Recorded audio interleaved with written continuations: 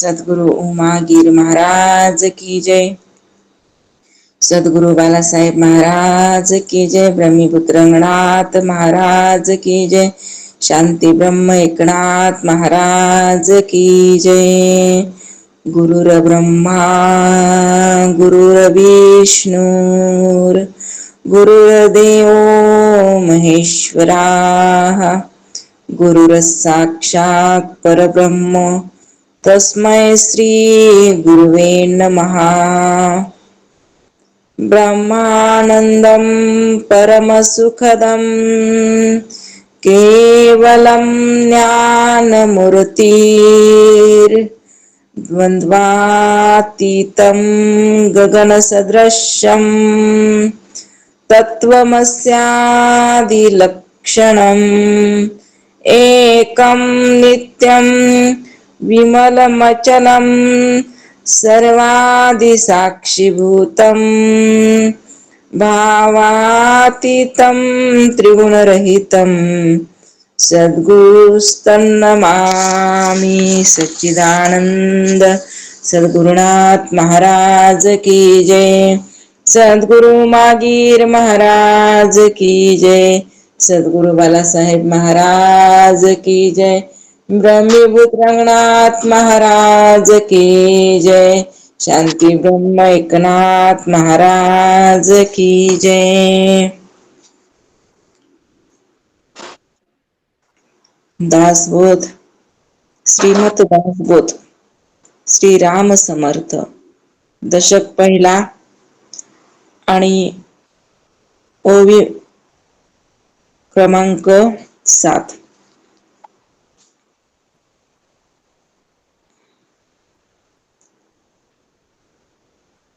शुद्ध स्वरूपाचा निश्चय विधेय स्थितीचा निश्चय अलिप्तपणाचा निश्चय बोलिला असे. तर महाराज सांगत आहेत, आपण बघितलं काल की या ग्रंथामध्ये महाराजांनी काय काय सांगितलेलं आहे. बराचसा प्रकार इथं महाराजांना सांगितलेला आहे. जो मुमुक्षुला जे जे प्रश्न उत्पन्न होत असतात ते पूर्ण प्रश्नाचा संचय इथं केलेला आहे बरं का. आता सांगत आहेत की शुद्ध स्वरूप स्थिती कशी असते. शुद्ध स्वरूपाची स्थिती ही कशी असते. विधेय अवस्था म्हणजे काय. अलिप्तपणा म्हणजे कसा. निसंगता कशी. न करी रे संग राही रे निश्चळ लागो निधी मळ ममतेचा. आपण आतापर्यंत म्हणालो, पण नेमकं अलिप्तपणानं कसं राहायचं, निसंगपणाने कसं राहायचं, हा सर्व प्रकार ह्या ग्रंथामध्ये काय केलाय तर महाराजांना सांगितलेला आहे. मुख्य देवाचा निश्चय मुख्य भक्ताचा निश्चय जीव शिवाचा निश्चय बोलिला असे. मग आता मुख्य देव कोणता. देव मुख्य कोणता आहे आणि त्यास कसं जाणायचं. तो देव कोण आणि त्या देवाला जाणायचं तरी कसं. जाणता भक्त कसा असतो. जाणता म्हणजे जो देवाला जाणायला निघालेला जो भक्त आहे, जो मुमुक्षु आहे, तो नेमका असतो तरी कसा, ह्याचंही वर्णन सांगितलं. जीव आणि शिव यांचं स्वरूप कसं आहे. जीवाचं स्वरूप काय आहे, शिवाचं स्वरूप काय आहे, याचंही वर्णन केलेलं आहे. आणि परत त्या दोघांमध्ये नेमकं काय भेद आहे. जीवामध्ये आणि ईश्वरामध्ये जे अभेदपणा असून सुद्धा तिथं भेद का वाटत आहे, याचे निसंशय प्रतिपादन या ग्रंथामध्ये करण्यात आलेला आहे. मुख्य ब्रह्माचा निश्चय नाना मताचा निश्चय आपण कोण हा निश्चय बोलिला असे. मुख्य देव म्हणजे परब्रह्म कशास म्हणावं. मुख्य देव म्हणजे कोण. परब्रह्म परमात्मा. जसं ज्ञानदेव म्हणे भजात्मदेवा अखंडित सेवा करा त्यांची. कोणता देव आहे कोणत्या देवाला भजायचं, आहे का नाही. जसं ज्ञानेश्वर महाराज सुद्धा म्हणतात, ज्ञानदेव म्हणे भजा आत्मदेवा. आत्मदेव आहे आणि त्यालाच काय केलं पाहिजे, निरंतर आपण भजलं पाहिजे, हे की नाही, त्याची सेवा केली पाहिजे. तसं इथं सुद्धा महाराज सांगतात, मुख्य देव म्हणजे परब्रह्म. पण आता ते परब्रह्म आहे मुख्य देव, पण तो कसा आहे, कशाच म्हणायचं परब्रह्म, आपलं खरं स्वरूप काय आहे, आपण जे आहोत नेमकं आपलं स्वरूप कोणतं आहे. देह म्हणजे मी, इंद्रिय म्हणजे माझे, का ह्याच्यामध्ये अजून असलेलं मन, प्राण, बुद्धी, आहे का नाही, नेमका मी कोण आहे, नेमका मी कशाला म्हणायचं, असं ठामपणे निश्चयित सांगितलंय. नाना मतांच्या गुंतागुंतीमुळे मनुष्य कसा चक्रावून गेलेला आहे. अनेकांचे अनेक मते, रीते ठाव नाही. जसं तुकोबाराय म्हणतात ना, कित्येक जणांची कित्येक मते आहेत, कुणाकुणाचं मत मानायचं. म्हणून इथं महाराजांनी खरं स्वरूप काय याविषयी मत ठामपणे सांगितलेलं आहे. आणि नाना मताच्या गुंतवणुकीमध्ये मनुष्य कसा चक्रावून जातो, आणि हे त्या मताचे स्वरूप सांगून त्यांनी स्पष्ट असं केलेलं आहे की मनुष्यानं, ह्या जीवानं, मुमुक्षून काय होऊ नये, इकडं तिकडं भटकू नये, आणि जे मुख्य वर्म आहे ते वर्म ह्या मुमुक्षूला काय व्हावं, लक्षामध्ये यावं, असं काय केलेलं आहे तर महाराजांना प्रयत्न केलेला आहे. मुख्य उपासना लक्षण नाना कवित्व लक्षण, नाना चातुर्य लक्षण बोलिले असे. मग आता या ग्रंथात मुख्यतः उपासना कशी करावी, कवित्वाची नाना लक्षणे कोणती आहेत, चातुर्याची विविध लक्षणे कोणती आहेत, याचं सुद्धा वर्णन या ग्रंथामध्ये केलेलं आहे.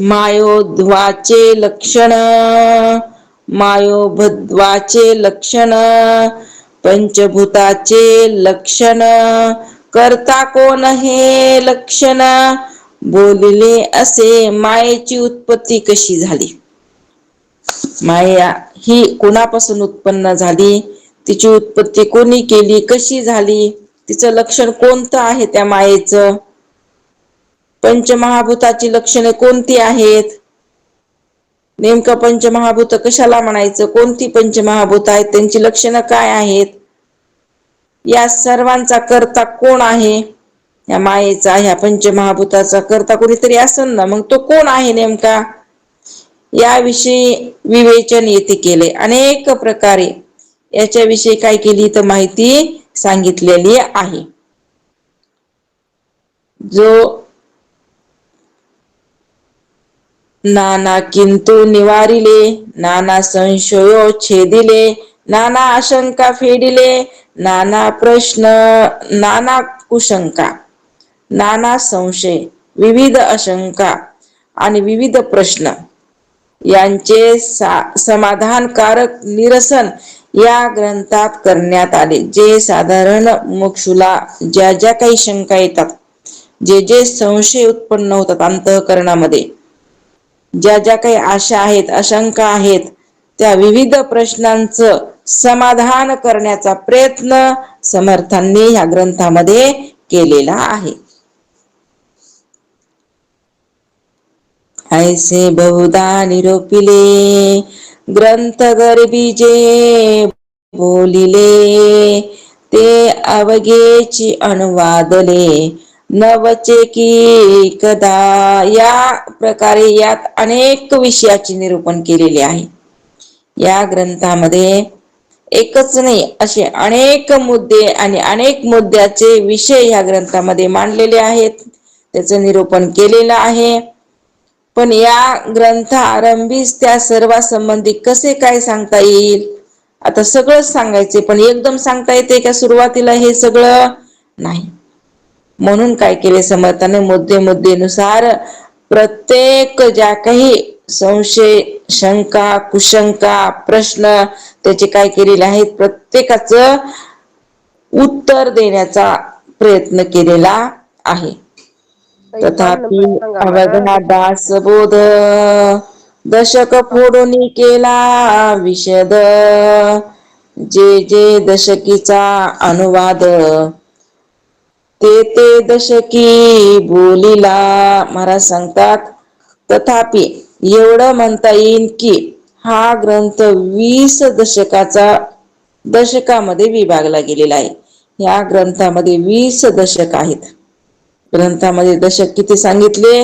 20 सांगितलेले आहेत आणि प्रत्येक दशकामध्ये 10 समाज आहेत. 20 दशक आणि प्रत्येक दशकामध्ये 10 समाज. जस स्कंद 12 आणि प्रत्येक स्कंदामध्ये अध्याय 30, 31 असं भागवतात सांगितले ना, तस इथं दशक 10 सांगितले आणि प्रत्येक दशकामध्ये नाही, दशक 20 सांगितले आणि प्रत्येक दशकामध्ये 10-10 समास सांगितलेले आहेत. ज्या दशकात जो विषय सांगितला गेला त्याचे विवरण त्या त्या दशकात केलेले आहे. आता प्रत्येक दशकामध्ये जो मुद्दा मांडलेला आहे तेच काय केलेलं आहे, प्रत्येक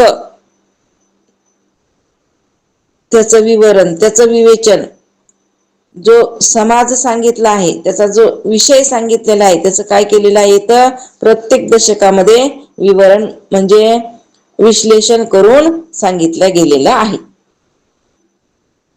नाना ग्रंथाच्या संमती उपनिषदे वेदांत श्रुती आणि मुख्य आत्मप्रतीची शास्त्रे सहित. महाराज सांगतात मग हा ग्रंथ उपनिषदे, वेदांत, श्रुती तसच इतरही अनेक ग्रंथाच्या आधारे मुख्यतः शास्त्र प्रतीची व आत्मप्रतीच्या आधारे लिहिला गेला आहे. हा ग्रंथ असंच नाही लिहिला, त्याला उपनिषद, त्याच्यामध्ये वेदांत श्रुती अनेक ग्रंथाचा आधार घेतलेला आहे आणि परत शास्त्राची प्रतीती आणि विशेष करून आत्मप्रतीच्या आधारे जी काही प्रतीती आलेली आहे, आत्म अनुभव आलेला आहे, त्या अनुभवानुसार समर्थ म्हणतात मी हा ग्रंथ लिहिलेला आहे. बरं, नाना संमती अन्वये मनोनी मिथ्या म्हणता नये. तथापि हे अनुभवासी प्रत्यक्ष आता. खरे तर अनेक ग्रंथाच्या आधारे हा लिहिला आहे. हा ग्रंथ जो आहे ना, अनेक ग्रंथाचा आधार या ग्रंथाला घेतलेला आहे. यास मिथ्या म्हणता येणार नाही. म्हणून ह्याला मिथ्या म्हणता येतं का? अजिबात म्हणता येणार नाही. हे तुमच्या प्रत्यक्ष अनुभवाला येणार आहे. हे जे आहे ना, मी जे आता सांगितलेलं आहे, महाराज सांगत आहेत की तुम्हाला प्रत्यक्ष ह्याचा काय होणार आहे, आता समोर अनुभव येणार आहे. मत्सरे यासी मिथ्या म्हणती तरी अवघेची ग्रंथ अछेदती. नाना ग्रंथाच्या संमती भगवत वाक्य. महाराज सांगतात की जे लोक मत्सर आहे की नाही, त्याने याला मिथ्या ठरवतील. कारण मत्सर खूप भयानक असतो, कारण देखवत नाही ना कोणा. आता सगळे सारखे असतात का? सगळ्यांचीच बुद्धी सारखी असते का? नाही. सगळ्यांचे अंतःकरण काही एकच आहेत का? बरं, सारखे असले तरी त्याच्यामध्ये सगळं सारखंच आहे का? अंतःकरणामध्ये काम, क्रोध, लोभ, मद, मत्सर सगळ्यांमध्ये भिन्न भिन्न आहे का? सारखाच आहे? भिन्न भिन्न आहे. कुणाचं काहीतरी उत्पन्न आहे तर कुणाचं काहीतरी उत्पन्न. 3 गुण सगळ्यांचे सारखेच आहेत का? नाही. कुणाचं रज आहे तर कुणाचं तम आहे तर कुणाचं सत्व आहे की नाही. तसं महाराज सांगतात जे लोक मत्सराने यास मिथ्या ठरवले, कुणाला? ह्या ग्रंथाला. त्यांच्या ह्या लक्षात येत नाही की असे केल्याने ज्या नाना ग्रंथाच्या व भगवत वचनाचा आधारे हा ग्रंथ लिहिला गेला आहे त्यांनाही ते मिथ्याच ठरविलेले असते. कारण हा ग्रंथ जो आहे भगवद्गीतेचा आधार घेतलाय. ग्रंथामध्ये अनेक नाना ग्रंथ भगवद्गीतेचा आधार घेतलेला आहे, अनेक त्याचे प्रमाण दिलेले आहेत, आणि ह्याला मिथ्या म्हणल्यावर ते पण मिथ्याच ठरलं ना. मग हे काय होत नाही, त्यांच्या लक्षामध्ये येत नाही. शिवगीता, रामगीता, गुरुगीता, गर्भगीता, उत्तर गीता, अवधूत गीता, वेद आणि वेदांत, काय काय समावेश आहे याच्यामध्ये. या ग्रंथामध्ये काय काय, शिवगीता त्याचा समावेश सांगितला, रामगीतेचा समावेश केलेला आहे, गुरुची गीता गुरुगीतेचा समावेश, गर्भगीतेचा समावेश, उत्तर गीतेचा समावेश, अवधूत गीतेचा समावेश, वेद आणि वेदांत, भगवद्गीता, ब्रह्मगीता, हंसगीता, पांडव गीता, गणेश गीता, यमगीता, उपनिषदे, भागवत यासारखे अनेक ग्रंथ मुख्यत्वे भगवत वचनाच्या आधारे यातील विषय मांडले गेले आहेत. एवढं तर माहिती तरी आहे का, आहे का नाही. आणि एवढं समर्थन अभ्यास केलेला आहे, एवढ्यांचा अभ्यास करून त्यांनी हा ग्रंथ लिहिलेला आहे. त्यांनी शिवगीता, रामगीता, गुरुगीता, गर्भगीता, उत्तर गीता, अवधूत गीता, एवढ्या तर गीतांचं काय केलं, अध्ययन केलं, वेदाचं अध्ययन केलं, वेदांताचं अध्ययन केलं, भगवद्गीतेचं अध्ययन केलं, ब्रह्मगीता, हंसगीता, पांडव गीता, गणेश गीता, यम गीता, उपनिषदे, भागवत असे अनेक ग्रंथाचं पठण पाठन करून त्याच्यामधला सार काढून त्यांनी काय केलेला आहे, हा ग्रंथ जो दासबोध नावाचा ग्रंथ त्यांनी काय केलेला आहे, तर पूर्णतः सगळ्यांचा आधार घेऊन लिहून काढलेला आहे. आणि ह्या ग्रंथामध्ये सगळ्यांचा आधार घेऊनच विषय मांडलेले आहेत. इत्यादी नाना ग्रंथ संमतीस बोलिले, यथ भगवत वाक्य यथार्थ निश्चयसी. भगवत वचनास अनुसरून येथे विषय प्रतिपादन केले आहेत, मनानं नाही काहीच केलं. भगवंताचं जे काही वचन आहे त्यालाच मुख्य स्थान देऊन अनेक प्रकारचे विषय इथं प्रतिपादन केलेले आहेत. भगवत वाक्याविषयी अविश्वास ज्याला वाटेल असा शूद्रहीन कोण बरे असणारे, की ज्यांनी भगवताच्या वाक्यावरच विश्वास ठेवला नाही. आणि जो भगवंताच्या वाक्यावर विश्वास ठेवत नाही त्याला खरंच साधू म्हणावं का, मुमुक्षू म्हणावं का, भक्त म्हणावं का, अजिबात नाही. ते होऊच शकत नाही, कारण त्याचा विश्वासच नसतो. जो अविनाशी असतो तो भक्त, जो अविश्वासी असतो त्याला भक्त कसं म्हणायचं. अविश्वासाला बोध होतो का, होत नाही. म्हणून महाराज म्हणतात असे जे शूद्र असतात, जे अविश्वासी असतात, त्यांना वाटेल असं शूद्रहीन कोण बरे असणारे, की ज्यांनी काय करीन, की ह्याला दोष देईन, असे कोण असणारे.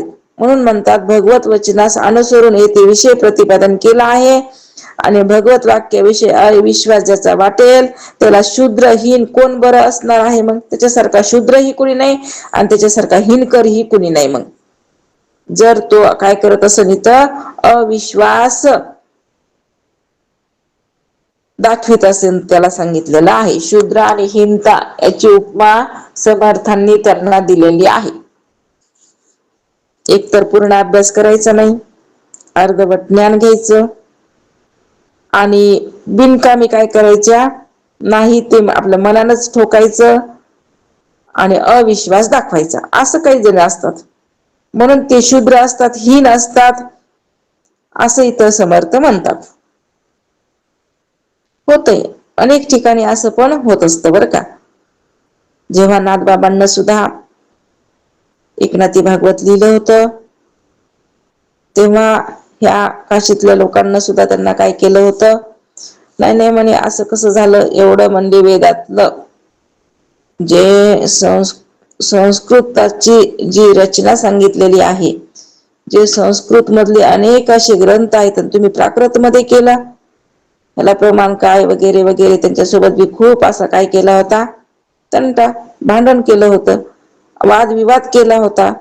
पण शेवटी भगवंतानच काय केली, तिथं प्रचिती त्यांना दिलेली आहे. तसं अनेक साधू संतांच्या माग अनेक साधू संतांच्या, कारण प्रत्येक वेळेस पहा, आपण ज्ञानेश्वर महाराजांची जर विचार केला, आपण तुकोबरायांचा विचार केला, आपण नामदेव महाराजांचा विचार केला, तर कोणी ना कोणी माग खेचणारे असतातच. समर्थ इथं पण तेच सांगत आहेत की असे शूद्र जे आहेत त्यांना अविश्वास असतो आणि म्हणून ते काय करतात, नाना फटे फोडत असतात. असो, भगवत वचनी अविश्वासे ऐसा कोण पतित असे, भगवत वाक्या विरहित नसे बोलणे येथेची. म्हणून संपूर्ण ग्रंथाचा अभ्यास न करता जो कोणी या ग्रंथात दोष आहे असे मानून त्यास नावे ठेवतो ना, तो केवळ दुरअभिमान व हीन मनोवृत्तीमुळे मत्सराधीन होऊन असे करीत असतो. मग आता जर कुणाला वाटत असेल नाही नाही हा ग्रंथामध्ये दोष आहे, असं जर तो स्वबुद्धीने म्हणत असेल ना, तर महाराज सांगत आहेत त्यांना पूर्ण अभ्यास या ग्रंथाचा केलेलाच नाही. त्याची दुर्बुद्धी आहे. त्याची वृत्ती ही कशी आहे, दुर्बळ आहे. अंतःकरणामध्ये मत्सराचा भाव आहे आणि म्हणून तो अशी वाक्य रचना करायला लागलेला आहे, दुसरं काहीच नाही. आणि ज्याचा पूर्ण अभ्यास झालेला असतो ना, तो कधीच कोणालाच केव्हाच दोष देत नसतो. आणि ज्याचा अभ्यास झालेला नसतो ना, तो त्याला दोष दिल्याशिवाय राहत नसतो. हे व्यवहारात पण तसंच आहे बरं का. जो व्यवहार असतो ना, त्या व्यवहारामध्ये बघा ना, जे पूर्ण व्यवहाराचं ज्याला ज्ञान आहे, किंवा जो अस्सल श्रीमंत आहे, है की नाही, तो काय करत नाही, ते कुणाची टिंगल करत नाही, कुणाची उडवीत नाही, काही नाही बरं का, कारण त्याला काही घेणं नसते. पण ते जे असतात ना, श्रीमंत तर नसतातच, पण श्रीमंताचा आव आणतात. असेच लोक काय करतात, दुसऱ्याची नक्कल उडवतात, थिंगी उडवत असतात, है का नाही. संसारामध्ये आपण बघतो का नाही, प्रपंचामध्ये असे खूप चालतंय का नाही.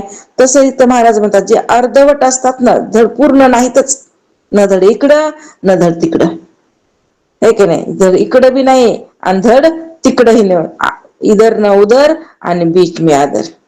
असे जे लोक असतात तेच काय करत असतात, एकमेकाला दोष देत असतात, एकमेकाला नाव ठेवत असतात, एकमेकाचा मद मत्सर करत असतात. एकतर म्हणले पूर्ण श्रीमंत असतो त्याला काही घेणं देणं नाही, आणि जो एकदम गरीब असतो त्यालाही घेणं देणं नसतं. पण जे मधले असतात ना, ते मात्र उगाच काय करतात म्हणले, अभिमानानं, उगाच तोऱ्यानं, उगाच मी मोठा आहे ह्या म्हणण्यामध्ये काय करतात, उगा आपले दिवस घालवितात. लोकांना मला चांगलं म्हणावं, लोकांना मला मान द्यावं, लोकांना माझी प्रतिष्ठा, हे ह्यांना वाटत असतं. गरीबाला काही घेणं देणं नाही आणि श्रीमंताला मन म्हणण्याची गरज नाही. पण हे मधले जे आहेत त्यांना वाटते अशी गोष्ट आहे. असो, म्हणून मग समर्थ पण इथं तेच सांगत आहेत की ज्याचा पूर्ण अभ्यासच झालेला नाही, तेच काय करत असतात, दोष देत असतात. असे मानून त्यास नावे ठेवतो, तो दुरअभिमानी आहे, हीन आहे, मनोवृत्तीमुळे मत्सराधीन होऊन असे तो करीत असतो. पूर्ण ग्रंथ पाहिल्या विना उगाच ठेवी जो दूषण, तो दुरात्मा दुराभिमान मत्सरे करी. अभिमाने उठे मत्सर, मत्सरे तिरस्कार, पुढे क्रोधाचा विकार प्रबळे बळे. वृद्धा अभिमानामुळे मत्सर वाढू लागतो. अभिमानामुळे काय झाला, मत्सर वाढला, द्वेष अंतःकरणामध्ये वाढला, लोकांचं चांगलं झालेलं देखवत नाही, लोकांची प्रगती झालेली देखवत नाही, शेजाऱ्याचा मुलगा नोकरीला लागलेला देखवत नाही, शेजाऱ्यानं बंगला बांधलेला देखवत नाही. हे मत्सराचं लक्षण आहे बरं का, त्याला मत्सर म्हणावं, आहे का नाही. म्हणून महाराज म्हणतात, अभिमानामुळे मत्सर वाटू लागतो व मत्सरामुळे तिरस्कार उत्पन्न होऊन अत्यंत प्रबळ असा क्रोधाचा विकार त्याच्या ठिकाणी प्रभाव गांजवू लागतो. मग काय झालं मत्सरानं, मत्सरानं महाराज म्हणतात क्रोधाचा विकार उत्पन्न झाला. अत्यंत प्रबळ असा क्रोधाचा विकार उत्पन्न झालेला आहे आणि त्या ठिकाणी प्रभाव गाजवू लागतो. म्हणून तर त्याच्या पाठीमागे आला क्रोध. आणि क्रोधामुळे तर मग काय किती घात होतो. क्रोध तर किती भयानक सांगितलेला आहे. एक तर स्वतःच बी रक्त जाळतो आणि दुसऱ्याचही रक्त जाळत असतो हा क्रोध, बर का, एवढा भयानक सांगितलाय. मग ह्याची उगमस्थान कुठून झाली? ह्या मत्सरापासून. द्वेष, मत्सर ह्याच्यापासून हे क्रोध काय होत असतो? उत्पन्न होत असतो. ऐसा अंतरी नासला काम क्रोधे, खवळला अहंभावे पालटला प्रत्यक्ष दिसे. अशा रीतीनं काम क्रोध बळावले. काम आणि क्रोध काय झाले? बळकट झाले. म्हणजे त्याचे अंतरंग दूषित बनवले. अंतःकरण तर शुद्ध बनवायचं होतं. अंतःकरणामध्ये कोणता दोष ठेवायचा नाही, कोणता मत्सर ठेवायचा नाही. सर्व अंतःकरण कसं करायचं? पवित्र आणि शुद्ध बनवायचे. मग जर इथं काम क्रोध जर हे मद मत्सर जर अंतःकरणामध्ये वाढत असतील तर ते अंतःकरण शुद्ध कधी होणार आहे? म्हणून महाराज म्हणतात उलट काय होणार आहे? अंतरंग दूषित बनल आणि अहंकाराने त्याचा स्वभाव बदलल्याचे प्रत्यक्ष दिसूनही येते. अहंकार खूप भयानक आहे. तो अहंकारच काय करतो म्हणले? ह्याला सर्वस्व बदलायला भाग पाडत असतो. कोणत्याही गोष्टीचा अहंकार नसावा. नाहीतर अहंकार काय करतो म्हणजे ह्या जीवाचा घात केल्याशिवाय राहत नाही. काम क्रोधे लिथाडिला तोत कैसा म्हणावा, भला अमृत सेविताच पावला मृत्यू राहो. जो काम आणि क्रोधाच्या अधीन झालेला असतो, ज्याच्याकडे काम आहे, ज्याच्याकडे क्रोध आहे, त्याच्यामध्येच वाहिलेला आहे, असा जो मनुष्य त्यास भला कसे म्हणायचं बरं? आता रावणाने काय केला होता? काम बाळगला होता ना मनामध्ये, आणि म्हणून किती फजिती झाली. म्हणून महाराज म्हणतात हे काम आणि क्रोध हे काही बरोबर नाहीत. हे काय करतात? जीवाचा घात करत असतात. म्हणून ह्याच्यापासून चार हात काय केलं पाहिजे? दूर राहिलं पाहिजे साधकानं.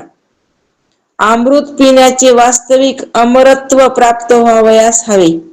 पण ठीक आहे, अमृत प्यायचे, अमरत्व प्राप्त करून घ्यायचे, हे एकदम कसं आहे? बरोबर आहे, सगळ्यांना अमृत तर प्यायचंच आहे. पण काम क्रोधात जे आहेत, काम आणि क्रोध याच्या वंश होऊन जो काम आणि क्रोध अंगावर बाणत असतो त्याला अमृत पिऊनही राहूचे मरण ओढवले नाही का बरं? त्याने अमृत पिऊनही काय केलं? मग जसं राहून केतू होते का नाही, तशाप्रमाणे त्याची स्थिती झालेली असते. त्याला काय केलं? अंगावर मरण ओढवलं. का बरं? संगत कुणाची केली? दुर्जनाची. दुर्जनाची संगती केल्यामुळं काय झालं? तर सगळी हानीच झाली. आत्मरूपी धन गमावलं. आत्मरूपी धन गमावलं आणि पूर्ण जगतामध्ये फजिती झाली.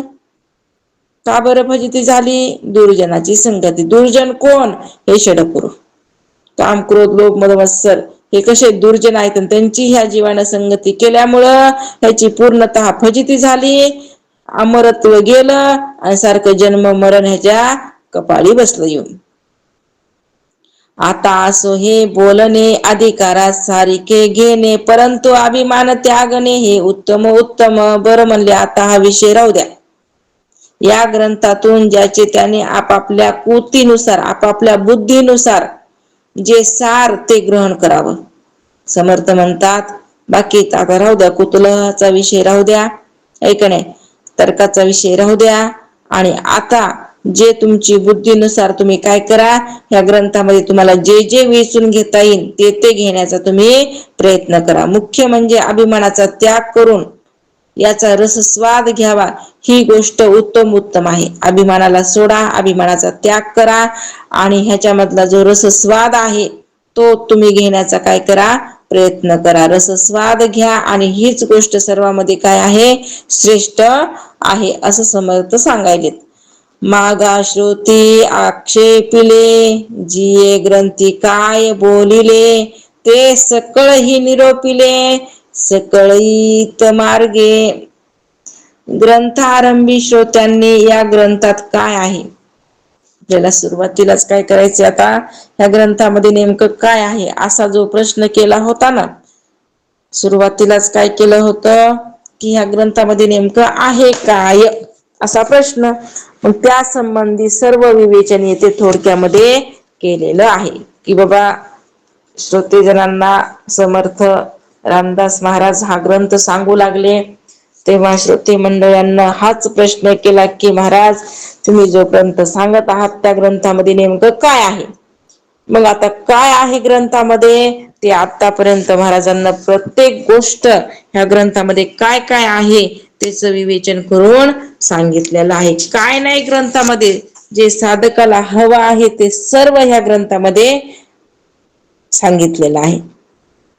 म्हणून तर ह्या ग्रंथाचं नावच काय केलं, दासबोध. दास जो आहे, दासाला जसा बोध पाहिजे तोच बोध या ग्रंथामध्ये काय केलेला आहे, समर्थांनी मांडलेला. नवविधा भक्ती सांगितली, ज्ञानाच्या वैराग्याचे लक्षण सांगितले, अध्यात्मशास्त्राचं निरूपण सांगितलेलं आहे, मुख्यत्वे करून शुद्ध ज्ञान कशाला म्हणायचं, आत्मस्थितीचं लक्षण काय आहे ह्याच या ग्रंथामध्ये निरूपण केलेलं आहे, शाहीजता मुक्ती कशाला म्हणायचं, मोक्षाची प्राप्ती कशी होते हे पण ह्या ग्रंथामध्ये मांडलेलं आहे, शुद्ध स्वरूप स्थिती कशी असते, विधेय अवस्था म्हणजे कशी असते, अलिप्त राहायचं पण कसं राहायचं, निसंग राहायचं पण कसं राहायचं, मुख्य देव कोणता आहे की नाही, पुन्हा जीव आणि शिवाचं स्वरूप कसं आहे, त्या दोघांचा भेद कस काय झाला, अभेद कशानं होतो, निसंशय ज्ञान कशानं होते, मुख्य देव म्हणजे परब्रह्म आहे ते परब्रह्म म्हणजे काय, ते परब्रह्म कशाला म्हणावं, खरं स्वरूप जीवाचं काय आहे की नाही, अनेक प्रकारच्या उपासना कशा करायच्या, कवित्वाचं लक्षण नेमकं कसं असतं, कुणीही कवित्व करू शकतं का, नाही करू शकत. लोकांना वाटते जरासं आपण काही जोडलं की आम्हाला कवित्व आला, अरे चुप बस, म्हणजे कुणालाही कवित्व येत नसतं की नाही.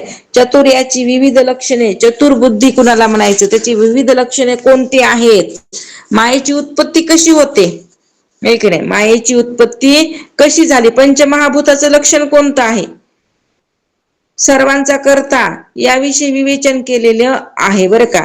परत नाना कुशंका, नाना संशय, विविध आशंका, विविध प्रश्न, त्याचं पूर्णतः समाधान कसं करण्यात येईल सोप्या आणि सरळ भाषेमध्ये, ते समर्थाने या ग्रंथामध्ये पूर्णतः मांडलेलं आहे. अनेक प्रकारचे विषय इथं निरूपण केलेले आहेत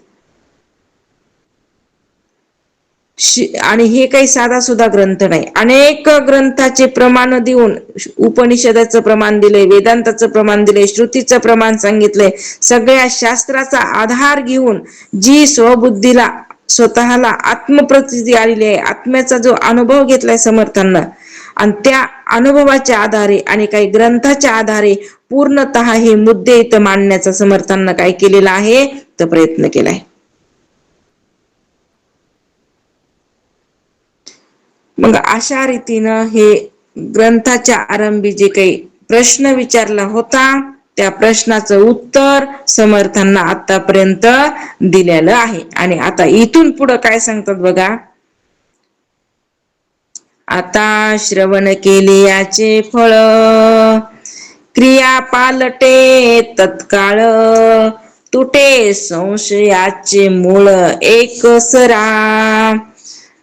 आता या ग्रंथात, हा ग्रंथ श्रवण केल्याने काय फळ मिळते, काय सांगितलं, आता हा तो ग्रंथ श्रवण करायच्या मार्गावर आम्ही आहोत, ठीक आहे, पण आता हा ग्रंथ जर श्रवण केला तर ह्याच्यापासून आम्हाला कोणतं फळ भेटणार आहे, कोणत्या फळ आम्हाला पदरामध्ये पडणार आहे, या प्रश्नाचं उत्तर असं आहे की हा श्रवण केल्याने श्रोत्याच्या मनातील सर्व संशय समूळ नष्ट होणार आहेत. जे श्रोत्याला संशय येतात ना, साध्या साध्या मुद्दे, ते सुद्धा काय होत नाहीत, उकलत नाहीत ना, पूर्ण संशय, जे साध्या साध्या गोष्टीपासून ते अगदी घनदाट अशा संशय, अशा प्रश्न, साध्या प्रश्नापासून अवघड प्रश्नापर्यंत बर का, सगळे जे संशय चित्तामध्ये भरलेले असतात ना मुमुक्षूच्या, ते संशय समूळ नष्ट होऊन त्याच्या आचरणात तत्काळ कसा फरक पडतो हे या ग्रंथामध्ये काय केलेलं आहे, सांगितलेलं आहे. हे फळ आहे या ग्रंथाचं. काय फळ दिलं की बाबा श्रवण केल्यावर तुमच्या मनातला जो काही संशय आहे तो पूर्णतः नष्ट होणार आहे.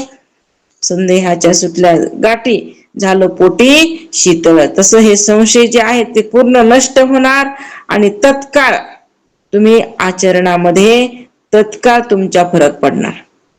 नुसतं ऐकून सोडून जमणार नाही, ऐकून सोडणार नाही हा साधक, तर त्याच्यावर तो आरूढ राहून त्याचं आचरण सुद्धा काय होणार आहे, इथं बदलणार आहे, असं ग्रंथामध्ये मांडले. मार्ग सापडे सुगम न लगे साधन दुर्गम, सायुज्य मुक्तीचे वर्म ठाई पडे. कुठलेही अवघड साधन करावे न लागता, लय अवघडामध्ये नेलं नाही समर्थांनी, एक नाही कोणचंच अवघड साधन करायचं काम पडलेलं नाही, तसलं काम करावे न लागता म्हणतात महाराज. आत्मोन्नतीचा सोपा मार्ग कोणता हे कळून आत्म उन्नती आहे का नाही, जी आत्म्याकडे जाणारी जी स्थिती आहे, जी वृत्ती आहे, अगदी तिथपर्यंत जाण्याकरता सोपा मार्ग काय केलेला आहे, मोकळा करून दिलाय. आणि सायुज्य मुक्तीचे रहस्य बसल्या ठिकाणी आणायचे हाती येते, अनायासे हाती येते. आत्म पर्यंत जाण्याचा मार्ग सोपा करून सांगितला आणि त्या मार्गावर आरूढ राहिलो की महाराज म्हणतात सहज तुम्हाला सायुज्य मुक्ती जी आहे, त्या सायुज्य मुक्तीचे जे रहस्य आहे ते एका ठिकाणी बसल्या बसल्या तुम्हाला सहज कळत असते. म्हणजे पण केव्हा तुम्ही आत्मोन्नतीच्या प्रवासाला लागल्याच्या नंतर, आत्मस्वरूपाच्या प्रवासाकडे निघाल्याच्या नंतर, तोपर्यंत नाही. आणि तोच प्रवास सोपा आणि सरळ मार्गामध्ये समर्थांनी या ग्रंथामध्ये मांडलेला आहे.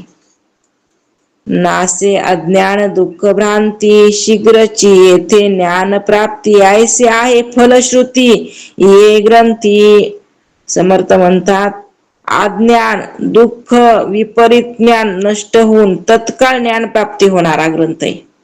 या ग्रंथात काय होणार, तुम्हाला तुमचं अज्ञान अनादिकालाचं ते नष्ट होणार, दुःख जे आहे त्याची निवृत्ती आहे, जो विपरीत उलट तुम्हाला ज्ञान आहे ते पण नष्ट होणार आहे. ह्या ग्रंथाचं फळ सांगितलं आणि तात्काळ तुम्हाला ज्ञानाची प्राप्ती होणार, ही याची फलश्रुती सांगितली ह्या ग्रंथाची. एवढं फळ तुमच्या पदरामध्ये पडणार आहे. योगियाचे परम भाग्य अंगी बाणेते वैराग्य, चातुर्य कळे यथा योग्य विवेके सहित. योगी ज्याला परम भाग्य मानतात ना, ते वैराग्य अंगी बांधते.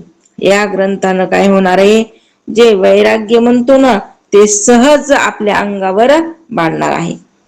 अंतर्यामी विवेक उत्पन्न होऊन यथा योग्य चतुर्याईची प्राप्ती होणार आहे, चतुर्थाची प्राप्ती होणार आहे. म्हणजे महाराज सांगतात धर्म अर्थ काम आणि मोक्ष, ह्या मोक्षाची तुम्हाला सहज प्राप्ती होणार आहे. परम भाग्य, योगी ज्याला परम भाग्य म्हणतात ते वैराग्य तुमच्या सहज अंगावर बांधणार आहे. तुमच्या अंतकरणामध्ये विवेक उत्पन्न होणार आहे आणि यथा योग्य चतुर्याची सुद्धा तुम्हाला प्राप्त, चतुर्बुद्धी किंवा चतुर्य जी अवस्था आहे, तुर्य अवस्था किंवा सायुज्यता मोक्ष हे सहज तुम्हाला प्राप्त होणार आहे. भ्रांत अवगुणी अवलक्षण तेची होती सुलक्षण, धूर्त तार्किक विचक्षण समयो जाणती. जे श्रवणापूर्वी अस्थिर अंतकरणाचे अवगुणी व अवलक्षणी असतात. आता श्रवणाच्या अगोदर ज्याचं अंतकरण कसं असतं, अवगुणी असतं, अवलक्षणी असतं. मग ते सुलक्षणी चतुर तार्किक व कुशाग्र बुद्धीचे, तसंच वेळ प्रसंग पाहून योग्य आचरण करणारे होणार आहे. कोण? तुमचं अंतकरण. कुशाग्र बुद्धी तुम्हाला प्राप्त होणार, चतुराई तुमच्याकडे येणार, तार्किक, परत सुलक्षण असं तुमच्या बुद्धीमध्ये वेळ प्रसंग पाहून योग्य आचरण करणारी बुद्धी ती तुम्हाला प्राप्त होणार आहे. आळसीतेची साक्षपी होती, पापितेची प्रस्तावती, निंदकतेची वंदू लागती, भक्ती मार्गासी. आता जे श्रवणापूर्वी आळशी होते ना, ते उद्योगी बनतात, एवढा लाभ आहे. जे कोणी पापी होते ना, त्यांना कृत कर्माचा पश्चाताप होऊन त्याची चित्तशुद्धी होऊ लागते.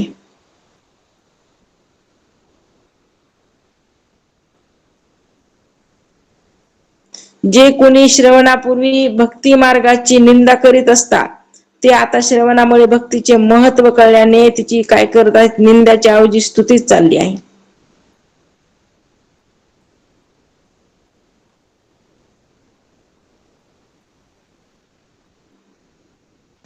बद्धची होती मुमुक्षू, मूर्ख होती अतिदक्षू, अभक्तची पावती मोक्ष, भक्ती मार्गे. बद्ध असतात ते ग्रंथ श्रवणाने मुमुक्षू बनतात बर का. ज्याची बुद्धी काहीच काम करत नव्हती, आता त्याची बुद्धी काम करून चातुर्य बुद्धी बनून तो काय झाला, मुमुक्षू बनला ग्रंथाच्या श्रवणानं. मूर्ख असणारे अतिदक्ष बनतात. भक्ती मार्गाचे अवलंबन केल्याने पूर्वी अभक्त असणारे ही मोक्ष प्राप्ती करून घेतात म्हणले. हे श्रवणाचं काय सांगितलं फळ. नाना दोष ते नासती, पतिततेची पावन होती, प्राणी पावे उत्तम गती. श्रवण मात्रे, केवळ श्रवणाच्या योगे नाना दोष नष्ट होणार आहेत, पतित पावन होणार आहे, त्या व्यक्तीला उत्तम गती प्राप्त होणार आहे. कशाचं फळ आहे, ह्या ग्रंथ श्रवणाचं बरं का. नाना धोके देह बुद्धीचे, नाना कीत संदेहाचे, नाना उद्वेग संसाराचे नासती श्रवणे. श्रवणाने दृढ देहबुद्धीमुळे होणारे नुकसान जे होतं ना जीवाला, दुःख होणार होतं, शोक होत होता, कुतर्क होता, संशय होता, नाना प्रकारचे संसारिक उद्वेग म्हणजे अर्थात त्रिताप पंचक्लेशादी सर्व काय झालं इथं नष्ट होऊ लागलं. कशानं, त्या ग्रंथाच्या श्रवणानं. ऐसी याची फलश्रुती, श्रवणे चुके अधोगती, मनास होय विश्रांती समाधान. या ग्रंथाची फलप्राप्ती अशी आहे की केवळ श्रवणाने अधोगती तर चुकतेच चुकते. श्रवण केलं नुसतं ह्या ग्रंथाचं, अधोगतीला जो जाणार होता ती अधोगती चुकली, आता तू नरकाला जाणार नाहीस. आणि शिवाय मनास सहज संतोष रूपी समाधान लाभून तो परम विश्रांतीची प्राप्ती करत असतो. असं ह्या ग्रंथामध्ये काय केलेलं आहे, असे सुंदर सुंदर मुद्दे इथं मांडलेले आहेत. जयाचा भावार्थ जैसा, तयास लाभ तैसा, मत्सर धरी जो पुसा, तयास तेची प्राप्त. ज्याला जसा भावार्थ असेल ना, त्याप्रमाणे त्यास तसा लाभ होणार. जसा जेवढा तुमचा भाव असेल, जास्त भाव तुमचा बसला जास्त फल तुम्हाला, कमी भाव असेल कमी फल, तुमचा भावच नसेल तुम्हाला फलच भेटणार नाही. म्हणून जसा जसा जयाचा भाव तसं त्याला फळ भेटणार आहे. एखाद्याच्या मनात मत्सर आदी वाईट भाव असेल तर त्याच्या भावास अनुसरून त्याला फळ प्राप्ती होणार. म्हणून जसा भाव तसं फळ इथं काय होणार आहे, प्राप्त होणार आहे.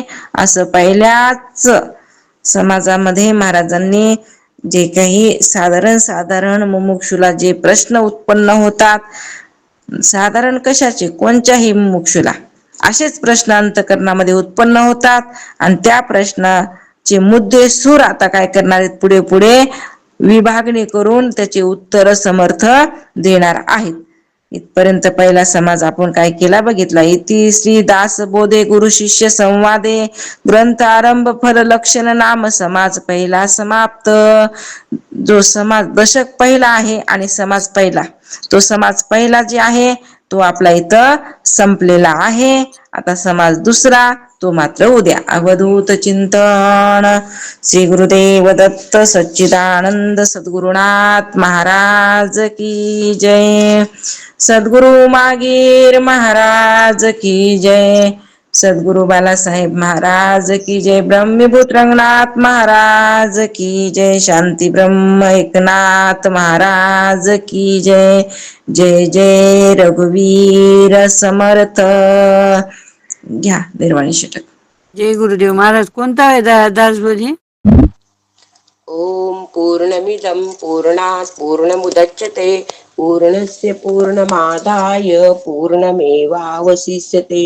मनोबुद्ध्यहंकार चित्तानि नाहं न च स्तोत्रजिह्वे न च घ्राणनेत्रे न च भो न भूमिर्न न वायु चिदानन्दरूप शिवोऽहं शिवोऽहं न च प्राणसंज्ञो न वे पञ्चवायु न वा सप्तधातुर्न वा पञ्चकोश न वा कपानिपादो न चोपस्थपायु चिदानन्दरूप शिवोऽहं शिवोऽहं न मे द्वेषरागो न मे लोभमोह मदो नैव मे नैव माश्चर्यभावो न धर्मो न चातो न कामो न मोक्ष चिदानन्दरूप शिवोऽहं शिवोऽहं न पुण्यं न पापं न सौख्यं न दुःखं न मन्त्रो न तीर्थं न वेदा न यज्ञः अहं भोजनं नैव भोजन्यमुक्ता चिदानन्दरूप शिवोऽहं शिवोऽहं न मे मृत्युशङ्का न मे जातिभेद पिता नैव मे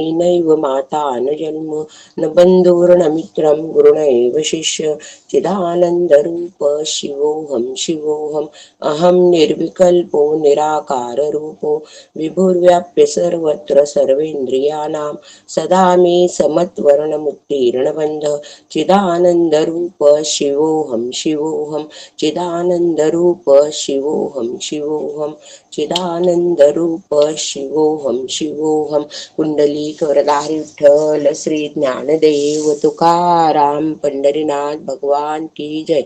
माऊली ज्ञानेश्वर महाराज की जय। उमागीर महाराज की जय। बालासाहेब महाराज की जय। रंगनाथ महाराज की जय। विवेकानंद महाराज की जय। मोरेताई की जय। सब संतन की जय। सब भक्तजनों की जय। जय गुरुदेव सर्वांना। जय गुरुदेव रामकृष्ण हरी।